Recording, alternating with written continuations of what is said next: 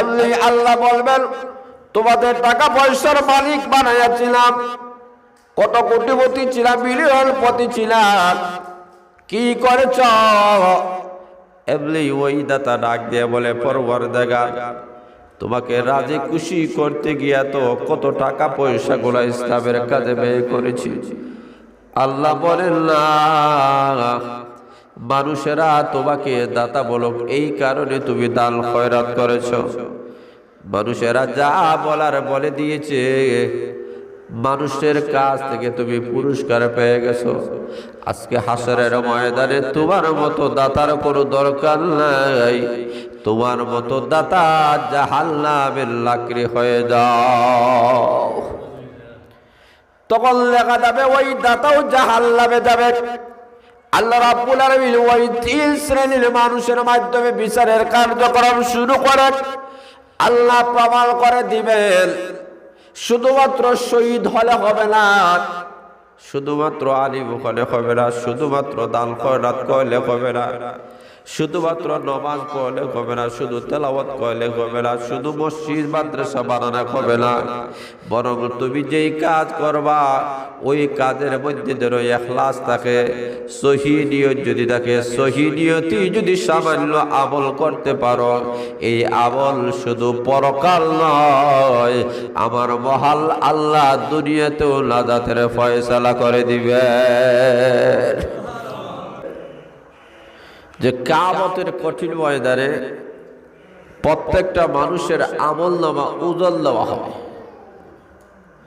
সেই কিয়ামতের কঠিন ময়দানে কোনো মানুষ যদি সরিষা দানা পরিমাণ যদি একটা নেক কাজ করে, এই নেক কাজটাও আল্লাহ মিজানের পাল্লার মধ্যে তুলবেন। জোরে বলেন সুবহানাল্লাহ। পক্ষান্তরে কোনো মানুষ যদি সরিষা দানা এর চাইতে আরো ছোট এই পরিমাণ যদি পরিমাণ যদি একটা গুণও করে, এমন গুণটাও হাসরের ময়দানে আল্লাহ ওজন দেবে।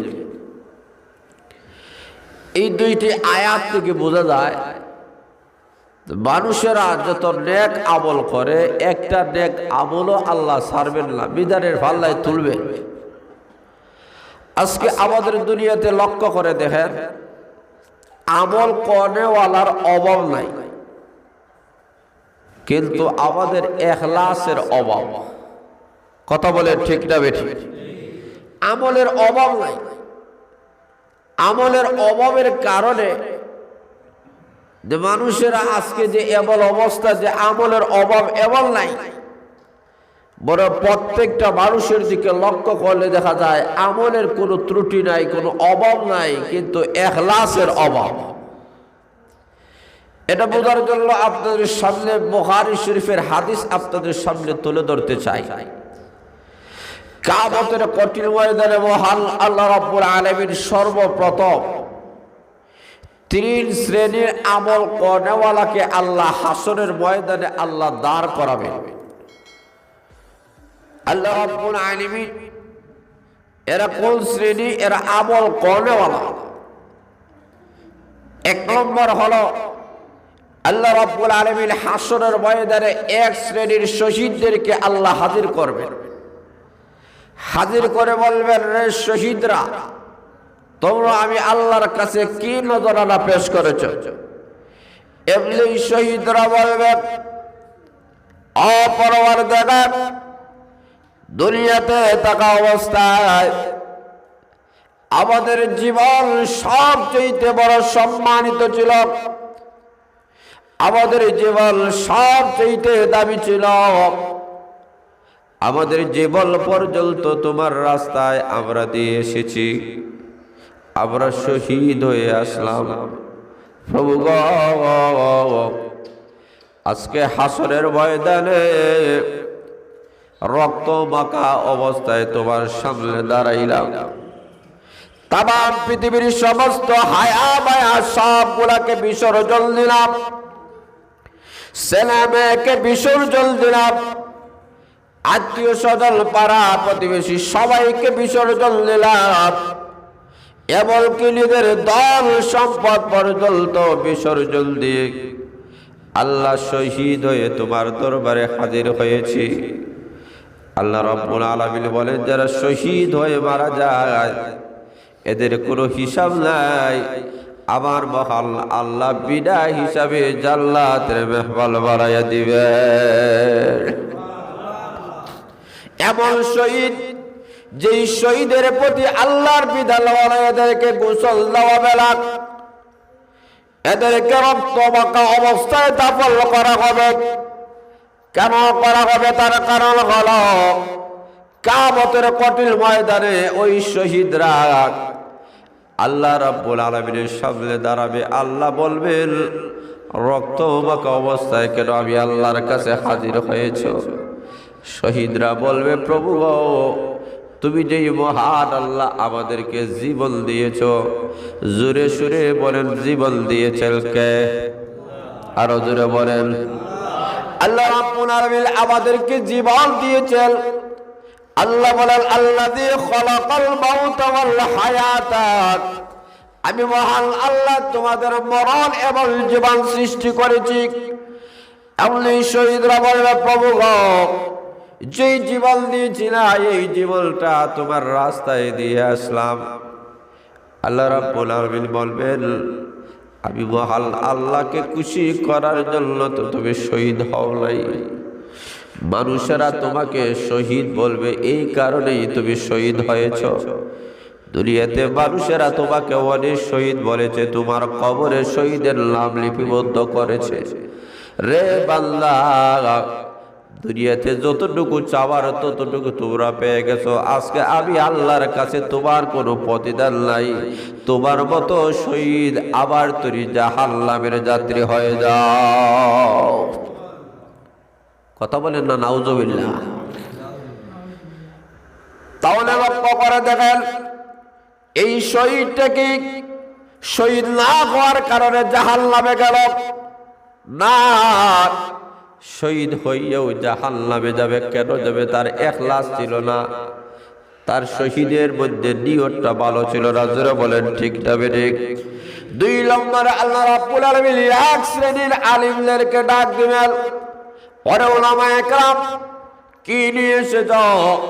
ও পরওয়ারদিগার, মসজিদ বানাইলাম, মাদ্রাসা বানাইলাম, অনেক ছাত্র বানাইছি, অনেক কিতাব লিখেছি, অনেক পড়া পড়াইছি। আল্লাহ, অনেক মানুষদেরকে তোমার পথে আহ্বান করলাম। আল্লাহ বলেন, কেন করেছ? মানুষ তোমাকে মৌলানা বলক, আলিম বলক, এই কারণে তুমি করেছ। আমি আল্লাহকে খুশি করার জন্য করো নাই। মানুষেরা তোমাকে দুনিয়া থাকা অবস্থায় বাহবা দিয়েছে, ধন্যবাদ দিয়েছে, দুনিয়াতে সব সুনাম সুখ্যাতি অর্জন করেছ। আজকে হাসরের ময়দানে আমি আল্লাহর কাছে তোমার কোনো প্রতিদান নাই। যাও রে যাও, আমি মহান আল্লাহ তোমার মতো আলিমটাকে জাহান্নামের লাকড়ি বানাইয়া দিলাম। তাহলে আলিম হওয়ার পর জাহান্নামে চলে যাবে। কেন যাবে? আলিম না হওয়ার কারণে নয়, বরং তার মধ্যে ইখলাস ছিল না, আল্লাহর সন্তুষ্টি ছিল না। এখন শুরু মায়েরা, 3 নম্বরে এমন কিছু দাতাকে হাসরের ময়দানে আল্লাহ হাজির করবেন। এমনি আল্লাহ বলবেন, তোমাদের টাকা পয়সার মালিক বানাইয়াছিলাম, কত কোটিপতি ছিলাম, মিলিয়নপতি ছিলাম, কি করেছ? এমনি ওই দাতা ডাক দিয়ে বলে, পরওয়ারদিগার, তোমাকে রাজি খুশি করতে গিয়া তো কত টাকা পয়সা গুলা ইসলামের কাজে ব্যয় করেছি। আল্লাহ বলেন, না, মানুষেরা তোমাকে দাতা বলো এই কারণে তুমি দান খয়রাত করেছ। মানুষেরা যা বলার বলে দিয়েছে, মানুষের কাছ থেকে তুমি পুরস্কার পেয়ে গেছো। আজকে হাসরের ময়দানে তোমার মতো দাতার কোনো দরকার নাই। তোমার মতো দাতা জাহান্নামের লাকড়ি হয়ে যাও। তখন লেখা যাবে ওই দাতাও জাহান্নামে যাবে। আল্লাহ রাব্বুল আলামিন ওই 3 শ্রেণীর মানুষের মাধ্যমে বিচারের কার্যক্রম শুরু করেন।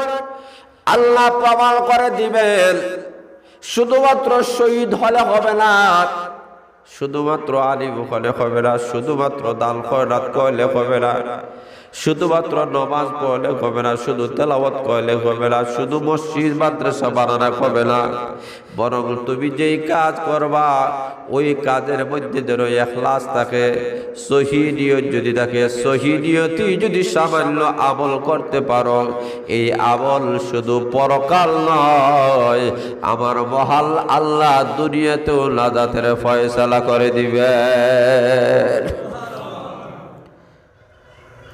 নেক আমল যদি আল্লাহকে খুশি করার জন্য যদি করে থাকো, তো এই নেক আমল শুধু পরকাল নয়, আল্লাহ বলে দুনিয়াতেও নাজাতের উসিলা করে দিবে। যারা বলে সুবহানাল্লাহ।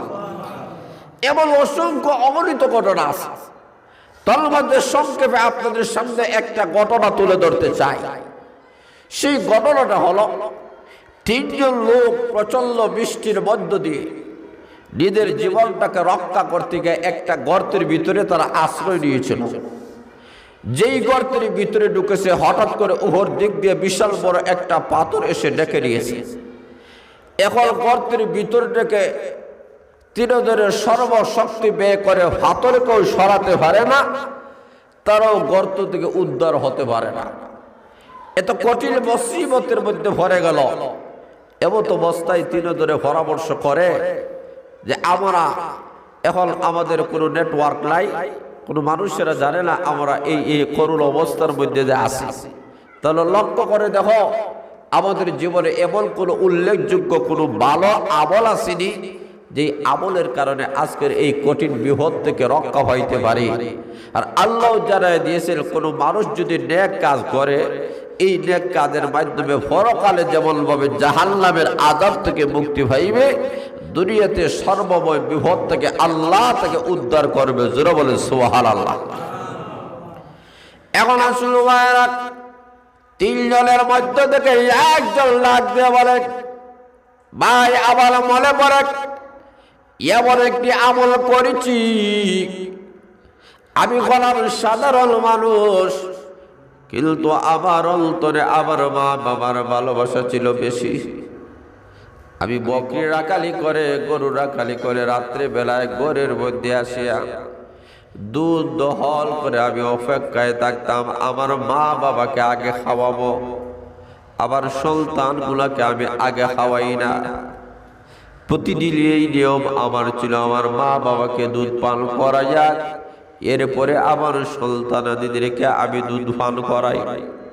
একদিনের ঘটনা বলো, ঘরের মধ্যে আসিয়া দেখি আমার মা বাবা ঘুমাইয়া গেছেন, আমার সন্তানগুলা আমার কাছে আসিয়া বাবা বাবা বলে চিৎকার দেওয়া শুরু করেছে। বাবা গো, একটু দুধ পান করাল না, পেটে খিদা আর সহ্য করা যায় না। এমন ভাবে বাচ্চা গোনা আমার পাওয়ার কাছে আসিয়া কাল্লা কাটে করতেছে, কিন্তু আবার অন্তর নরম হয় না। আমি বলি না, হতে পারে না, আমার মা বাবার আগে তোমাদেরকে দুধ পান করানো সম্ভব হবে না। এইভাবে আমার বাচ্চাগুলো আমার পাওয়ার কাছে আসিয়া চিৎকার করে করে এক পর্যায়ে আমার সন্তানগুলা ঘুমায় গেল, কিন্তু আমার মা বাবা তো ঘুম থেকে উঠলেন না। আমার মনে বড় কষ্ট, আমার সন্তানগুলা কষ্ট করে ঘুমাইয়াছে।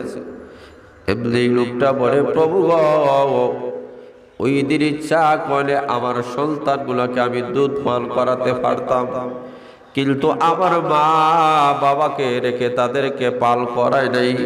কেন করাই নাই? মা বাবার প্রতি সম্মান রেখেছি, মর্যাদা রেখে। এমনি লক্ষ্য করে দেখেন, ওই দিনের আমলটা তো আল্লাহ তোমাকে খুশি করার জন্য করেছিলাম। আমার মা বাবা দেখে নাই, জানে নাই। রব্বুল আলামিন ওই দিনের আমল যদি তোমার কাছে কবুল মঞ্জুর হয়ে থাকে, তাহলে আজকের এই কঠিন বিপদ থেকে আল্লাহ তুমি উদ্ধার করে দাও। হাত তুলে আল্লাহর কাছে যখন দরখাস্ত করেছে, আমার মহাল আল্লাহ দরখাস্ত কবুল মঞ্জুর করে পাথরটাকে 3 ভাগের একটা অংশ আল্লাহ সরাইয়া দিয়েছে। 2 নম্বর লোকটা বলে, আবার একটা এমন একটা আমল আছে আমার মনে হয় আমার মহান আল্লাহকে খুশি করার জন্য করেছিলাম। সেই আমলটা হলো একটা পুরুষ যে কোনো মহিলাটাকে ভালোবাসে, মহব্বত করে, নিয়মতান্ত্রিকভাবে আমি আমার চাচাতো বোনকে ভালোবাসে, মহব্বত করি, কত সুন্দর রূপসী মহিলা, আমি তার ভালোবাসার মধ্যে আবদ্ধ হয়ে গেলাম। আমি তাকে মনের বাসনা পূর্ণ করার জন্য বারবার যখন প্রস্তাব দিলাম সে প্রত্যাখ্যান করে। একদিন বোনটা বিপদে পড়ে আমার কাছে আসে, বলে ভাই 100 দিরহাম দিবানি। আমি প্রস্তাব গ্রহণ করলাম, 100 দিরহাম দিব, তবে আমার মনের স্বপ্ন কামনা বাসনা পূর্ণ করতে হবে। আমার বোনটি বিপদে পড়ে সব শর্তগুলো মেনে নিল। ঠিক টাইম মোতাবিক আমি তাকে টাকা দিলাম, জায়গা মোতাবিক মহিলাটা আসলো। আমি তাকায় দেখি মহিলাটা থর থর করে কম্পন শুরু হয়ে গেছে শরীরের মধ্যে। আমি বললাম, বল কেন তুমি কাঁপো, কেন কম্পন শুরু হয়ে গেল? কেউ দেখবে না, কেউ জানবে না, দুনিয়ার কোনো আইন আদালত এখানে ধরবে না, কেন কবুল তুমি চোখের পানি ফালাইয়া কাঁদলো? এমনি আমার ভুলটি বলে আমি কাঁদলি। আমি আহকামুল হাকিমকে ডরাই। আমি আল্লাহর কাছে কি জবাব দেব? আমি আল্লাহর কাছে কি জবাব দেব? আমি জাহান্নামের আগুনটাকে ভয় করি। এই কথাগুলো বলে মহিলাটা তর তর করে যখন কাঁপতে শুরু করেছে, এমনি যুবকের অন্তর নরম হয়ে গেছে। যুবক ডাক দিয়ে বলে, কতগুলো করলাম, কত নাফরমানি করলাম, কিন্তু এমন ভাবে তো আমি কোনোদিন আল্লাহকে ভয় করি নাই। না, হতে পারে না, আমিও আবার মহান আল্লাহকে ভয় করে। রে বল, তোকে আমি ছেড়ে দিলাম। লোকটা বলে, পরওয়ারদিগার, ওই দিল দুনিয়ার কোনো আইন আদালত আমাকে বাধা দেয় নাই, একমাত্র তোমার বই আমি এই কাজটা করেছিলাম, গুনাহ থেকে বিরত রয়েছিলাম। ওই দিনের আমল যদি তোমার কাছে কবুল মঞ্জুর হয়ে থাকে গো, আজকের কঠিন বিপদ থেকে আল্লাহ তুমি উদ্ধার করে দাও। হাত তুলে আল্লাহর কাছে দরখাস্ত করতে দেরি হয়েছে, আবার মহান আল্লাহ তার দরখাস্ত কবুল মঞ্জুর করে পাথরটাকে 3 ভাগের 2 ভাগ সরাইয়া দিতে একটা সেকেন্ডও দেরি হয় না। তখন পর্যন্ত তারা বাইরে হতে পারে না। 3 নম্বর লোকটা বলে, আমার এমন একটি আমলের কথা মনে পড়ে। সেই আমলটা বলো, আমার ঘরের মধ্যে একটা লোক কাজ করত, বেতন নেওয়ার সময় যখন আসলো আমি তাকে দিলাম, কিন্তু লোকটা দিল না, রাগ করে চলে গেল। আমি অপেক্ষার দিন প্রহর বলতেছি কখন লোকটা আসবে। ওই দিক দিয়ে আমি তার টাকার মাধ্যমে ছাগল খরিদ করলাম, গরু ছাগল খরিদ করে বিশাল ছাগলের মাঠ হয়ে গেল, গরু ছাগল হয়ে গেল, অনেক কিছুই হয়ে গেল, কিন্তু লোকটা তো আসে না। আমি অপেক্ষায় আছি। আল্লাহ, এই অবস্থায় যদি আমি মারা যাই তাহলে তো আমার কাছে পাওনাদার। কিয়ামতের কঠিন ময়দানে আমি তোমার কাছে কি জবাব দেব? আল্লাহ, তোমার কি দয়া হয় না? তোমার কি মায়া হয় না? আল্লাহ, আমি দুনিয়া থাকা অবস্থায় লোকটাকে আমার কাছে ফিরাইয়া দাও। ঠিকই দেখা গেল ওই লোকটা কঠিন মুসিবতের মধ্যে পড়ে, অভাবের মধ্যে পড়ে, দৌড় দিয়ে আসিয়া বলে, ও মালিক, আপনার কাছে আমার কিছু পাওনা ছিল, ওইগুলা মেহেরবানি করে আপনি আমাকে দিয়ে দেন। এমনি লোকটা মুচকে হাসি দিয়ে বলে, আমাকে বিপদ মুক্ত তুমি করেছো, ওই যে মাঠ ভরা ছাগলগুলা দেখা যায়, ওই সবগুলার মালিক তুমি, সবগুলা নিয়ে যাও। লোকটা বলে, দীর্ঘদিন পরে আসলাম, এখন ছাগলের মধ্যে হাত দিব আর ফিটা শুরু হবে। জোরে বলেন ঠিক না বেঠিক? হতে পারে না। এমন অপমান, এমন বেইজ্জত ভাই তুমি আমাকে করিও না। যা দিবার হাতে নাতে ক্যাশ দিয়ে দেন, এইভাবে আমাকে মাঠে অপমান করবেন না। এমনি মালিক ডাক দিয়ে বলে, শুনে নাও, আসলে এই ছাগলগুলার মালিক আমি নয়, তোমার টাকার মাধ্যমে এই সবগুলা আমি খরিদ করে বাড়াইয়া দিয়েছি, সবগুলা নিয়ে যাও, সবগুলা নিয়ে যাও, দুনিয়া থেকে আমাকে পাওনা মুক্ত করে দাও, যাতে হাসরের ময়দানে আল্লাহর আসামির কাঠ গড়ায় দাঁড়াইয়া জবাবদিহি যেন করতে না হয়। তখন ওই লোকটা এত খুশি হয়ে সব ছাগলগুলা নিয়ে গেল, খুশি হয়ে গেল। এমনি লোকটা বলে, পরওয়ারদিগার, ওই দিনের আমলটা যদি তোমার কাছে কবুল হয়ে থাকে, দুনিয়ার কোনো মানুষকে দেখানোর জন্য তো করি নাই, তুমি আহকামুল হাকিমিলকে ভয় করে করেছিলাম, ওই আমল যদি কবুল হয়ে যায় গো, আজকের এই কঠিন মুসিবত থেকে উদ্ধার করে দাও। এই কথা বলতে দেরি হয়েছে, আমার মহান আল্লাহ পাথরটাকে সম্পূর্ণরূপে সরাইয়া দিতে একটা সেকেন্ডেও দেরি হয় না। তখন তিনটা লোক উদ্ধার পেয়ে গেল। তাহলে বোঝা গেল, মানুষের নেক আমল যদি ইখলাসের সাথে করা হয়, এই নেক আমলের মাধ্যমে শুধু পরকালে নয়, দুনিয়াতেও নাজাত হওয়া যায়। জোরে বলেন ঠিক না ঠিক? আজকে যে আমরা বালা মুসিবতের মধ্যে আছি, করোনা ভাইরাস সহ যত বালা মুসিবত গুলো আমাদের সামনে আসতেছে, তার কারণ হলো আমাদের আমলগুলা ইখলাস মোতাবেক আমল হয় না। আমাদের আমলগুলা যদি ইখলাস মোতাবেক হয়, আল্লাহ এবং তার রসুলের তরিকা অনুযায়ী যদি হয়, তাহলে এই আমলের মাধ্যমে আল্লাহ দুনিয়াতেও শান্তির একটা জিন্দেগি আল্লাহ দান করবে, পরকালে আমার মহান আল্লাহ জান্নাতের মেহমান বানাইয়া দিবে। আল্লাহ বলেন আমলটা যেন ইখলাসের সাথে হয়, ইখলাস আল্লাহকে খুশি করার জন্য যেন আমল হয়, সেই আমলটা যদি সরিষা দ্বারা পরিমাণ হয়, তখন সেই আমলটা আল্লাহর কাছে বড় দাবি, সেই আমলটা তোমার আবার লাজাতের উসিলা হয়ে যাবে। তাহলে আজকের যে এই যে আয়োজন করা হলো, মরহুম চেয়ারম্যান হারিসউদ্দিন চৌধুরী সাহেব, ওনার সাথে আমার সাক্ষাৎ হয়েছে, ওনার বাসার মধ্যে আমি গিয়েছি, সরাসরি ওনার সাথে দেখা হয়েছে।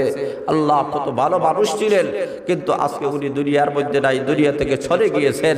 তো এইরকম ভালো ভালো মানুষগুলো দুনিয়া থেকে চলে যাবে, কিন্তু কিছু কিছু নেক আমল, ভালো আমলগুলো আমাদের সামনে রেখে যাবেন। উনি ভালো কাজ করছেন, যার কারণে আজকে ওনাকে আমরা স্মরণ করছি। এই ছোট আমল যদিও মুষ্টিময়, এই ছোট আমল হতে পারে, কিন্তু এই আমলের দাম আছে কি নাই? কথা বলে আছে কি নাই? এই কারণে আল্লাহ নবী বিশ্বনবী রাহমাতুল আলামিন ঘোষণা করেছেন, রে দুনিয়ার মানুষেরা, আবার সাহাবায়ে কেরাম সেই সময় একটা খেজুর যে মহান আল্লাহর রাস্তায় দান করেছিল, কিয়ামতের পূর্বে উম্মতের মধ্য থেকে কেউ যদি উহুদ পাহাড় পরিমাণ, এই পরিমাণ সম্পদ যদি আল্লাহর রাস্তায় দান করে, আমার সাহাবায়ে কেরামের একটা খেজুরের সমান সব হবে না। কেন হবে না? তার কারণ তাদের একটা খেজুর দান করার মধ্যে ইখলাস নিয়ত ছিল, আল্লাহকে রাজি খুশি করার নিয়ত ছিল। আর আমরা লক্ষ লক্ষ কোটি কোটি টাকাগুলা দান খয়রাত করি, কিন্তু আমাদের কাছে কোনো ইখলাস নাই, সহি নিয়ত নাই। যারা বলেন ঠিক তবে ঠিক। এই কারণে আমরা যত আমল করি না কেন, আল্লাহ রাব্বুল আলামিন বেশি আমল লাগবে না। আল্লাহ রাব্বুল আলামিন এই কথা বলেন নাই যে বেশি আমল করো, আল্লাহ বলেন সামান্য আমল যদি হয়, কিন্তু আমলটা যদি নেকওয়ালা হয়, ভালো হয়, সহি নিয়ত থাকে, যেই আমলের মধ্যে আল্লাহর হুকুম আছে, নবীর তরিকা আছে, যেই আমলের মধ্যে আল্লাহর হুকুম, নবীর তরিকা আছে এবং সহি নিয়ত আছে, ওই আমল যদি ছোট হয়, আল্লাহ বলেন কিয়ামতের কঠিন ময়দানে এই আমলের পাল্লা ভারী হয়ে যাবে। এই কারণে আল্লাহ রাব্বুল আলামিন বলেন, কিয়ামতের কঠিন ময়দানে আমল গণনা করা কবে না, কিয়ামতের কঠিন ময়দানে আমল ওজন দেওয়া হবে। কেন গণনা করা কবে না? তার কারণ হলো আল্লাহ বুঝাতে চায়, আমি মহান আল্লাহর কাছে বেশি আমলের দরকার নাই। তুমি 1 কোটি টাকা দান করেছো, আল্লাহ বলেন এটা দরকার নাই, 1 টাকা দান করো, কিন্তু নিয়তটা তোমার ভালো থাকতে হবে। 1000 রাকাত নামাজের দরকার নাই, 2 রাকাত দরকার। জোরে বলেন ঠিক তবে ঠিক। আল্লাহ রাব্বুল আলামিন বলেন কম আমল, কিন্তু এই আমলটার মধ্যে যদি ইখলাসিয়ত থাকে, এই কারণে আল্লাহর নবী বলেন কিয়ামতের কঠিন ময়দানে একজন মানুষের 2 রাকাত আমল নামাজটাকে এক পাল্লায় তোলা হবে, আর একজনের 1000 নামাজটাকে আরেক পাল্লায় তুলে যখন টান দেওয়া হবে, তখন দেখা যাবে 1000 নামাজের চাইতে 2 রাকাত নামাজের দাম আল্লাহর কাছে বেশি। কেন? তার কারণ হলো এই 2 রাকাত নামাজের মধ্যে ইখলাসিয়ত ছিল, আল্লাহকে খুশি করা ছিল, রাজি করা ছিল। এই কারণে কেউ আমাকে নামাজি বলো, কেউ আমাকে দাতা বলো, কেউ আমাকে এই সেই বলো, এই কারণে কোনো কাজ করবেন না, করলে সব আমলগুলা বরবাদ হয়ে যাবে। আল্লাহ বুঝাতে চায় মুসলিমে সামান্য কিছু আমল করো, কিন্তু আমলটা যেন আল্লাহকে খুশি করার জন্য করা হয়। আল্লাহ বলেন এই সামান্য আমলটাও তোমার নাজাতের উসিলা হয়ে যাবে। জোরে বলে সুবহানাল্লাহ। লক্ষ্য করে দেখেন এমন অসংখ্য অগণিত ঘটনাগুলো আছে। শুধুমাত্র একটা বেশ্যাকুর মহিলা জীবনভর গুনাহ করে করে জীবন ধ্বংস করে দিয়েছে, কিন্তু তার সামনে তাকাইয়া দেখায় একটা কুকুর পানির জন্য কাতরাচ্ছে। মহিলাটা কুয়া থেকে পানি তুলতে পারে না, এমনি কষ্ট করে একটি কাপড় দিয়ে নিচ থেকে পানি তুলে ওই কুকুরের মুখের মধ্যে চিপে দিয়েছে। সামান্য টুকু পানি ওই কুকুরের মুখের ভিতরে যখন গিয়েছে, জিহ্বাটা যখন একটু ভিজে গেছে, কুকুরটা যেন নতুন জীবন পেয়ে গেছে। কুকুরের মধ্যে একটা সচেতনতা ফিরে এসেছে। এই কুকুরটা একটু সচেতনতা ফিরে আসার কারণে আল্লাহ বলেন এই কুকুরটা যদিও নিকৃষ্ট প্রাণী হতে পারে, কিন্তু ওই মহিলাও তো নিকৃষ্ট ছিল। একটা নিকৃষ্ট মহিলা নিকৃষ্ট কুকুরটাকে পানি পান করানোর কারণে আমি আল্লাহ খুশি হয়ে গেছি, কারণ আমার একটা মাখলুকের সেবা করেছে। এই কারণে আমি মহান আল্লাহ এই মহিলার জিন্দেগীর গুনাহ মাফ করে আমি আল্লাহ তাকে জান্নাতের মেহমান বানাইয়া দিয়েছি। তাহলে বোঝা গেল সামান্য আমল কোন আমল কবুল হবে এটা তো আমাদের জানা নাই। অনেক সময় বলি সুবহানাল্লাহ বললে কি হবে, আলহামদুলিল্লাহ বললে কি হবে, এই মাহফিলে গিয়ে বসলে কি হবে। অবহেলা করবেন না। আজকে যে মাহফিলে বসা হলো, আল্লাহ ওয়ালারা আসবেন এই মাহফিলে, আমরাও আসলাম বসলাম, কিছু আলোচনা শুনলাম। হতে পারে কিয়ামতের কঠিন ময়দানে এই মাহফিলটাকে উসিলা করে আল্লাহ অত্র এলাকার জিন্দা এবং মুর্দা সবাইকে নাজাতের ফয়সালা বানায় দিতে পারে। এজন্য রাসূল আল্লাহ রাব্বুল আলামিন আমাদেরকে সতর্ক করেছেন। আল্লাহ বলেন ফামান ইয়ামাল মিসকালা যাররাতিল খায়রান ইয়ারা।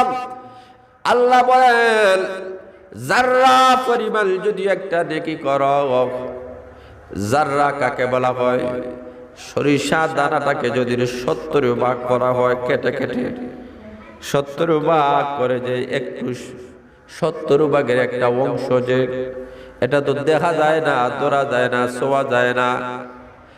আল্লাহ বলেন এমন ছোট একটা আমল যদি করে বান্দা, এই আমলটা আমি মহান আল্লাহ নেকির পাল্লায় তুলে নেকির পাল্লায় তুলে নেকির পাল্লা বাড়ি করে দিব। আল্লাহ বুঝাতে চায় হেলায় খেলায় কখনো একটা নেকি 4 বালান, একটা ফরজ আমল 4 বা তো দূরের কথা, ওয়াজিব আমল 4 বা তো দূরের কথা, সুন্নতে মুআক্কাদা 4 বা তো দূরের কথা, সুন্নতে জায়েদা ছাড়া তো দূরের কথা, মুস্তাহাব ছাড়া তো দূরের কথা। স্বাভাবিক ছোট একটা আমল তুমি চড়িও না, কারণ এই ছোট আমল তোমার কাছে ছোট হতে পারে, আমি মহান আল্লাহ এটাকে ছোট নয়, এই ছোট আমলটাকে আমি আল্লাহ উহুদ পাহাড় পরিমাণে সবে পরিণত করে দিব। 2 নম্বর হলো দুনিয়া থাকা অবস্থায় গুনাহ করিও না। লক্ষ্য করে দেখেন অনেক সময় হেলায় খেলায় আমরা ছোট ছোট গুনাহ করে ফেলি। আমরা বুঝাইতে চাই ছোট গুনাহ তো ছোট, আসলে ছোট নয়।